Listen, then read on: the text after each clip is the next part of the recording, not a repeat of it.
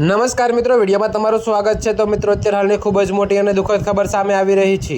તો મિત્રો, તમને જણાવી દઈએ કે સુરત જિલ્લાના કામરેજ તાલુકાના વાવ ગામ નજીક આજે એક દુઃખદ ઘટના બની હતી। અહીંના એક ખેતરમાં ઊભા શેરડીના પાકને ભીષણ આગ લાગી હતી, જેને કારણે આશરે 8 વીઘા જેટલો ઊભો પાક આગની ઝપેટમાં આવી ગયો હતો। જી હા મિત્રો, તો તમને વધુમાં એ પણ જણાવી દઈએ કે જો કે મિત્રો, સદભાગ્યે ફાયર બ્રિગેડની સમયસર કામગીરીને કારણે વધુ નુકસાન થતું અટકાવવામાં આવ્યું હતું। તો આ આગ દિવાળીના તહેવારોને દરમિયાન ફોડવામાં આવેલા ફટાકડાને કારણે લાગી હોવાનું માનવામાં આવી રહ્યું છે। જો કે મિત્રો, શેરડીના સૂકા અને ઊંચા ભાગમાં પવનને કારણે આગે થોડી જ વારમાં વિકરાળ સ્વરૂપ ધારણ કરી લીધું હતું અને આસપાસના વિસ્તારમાં ધુમાડાના ગોટે ગોટા જોવા મળ્યા હતા। તો મિત્રો, આગ લાગવાની જાણ થતાં જ કામરેજ ફાયર બ્રિગેડની ટીમ તાત્કાલિક ઘટના સ્થળે દોડી આવી હતી।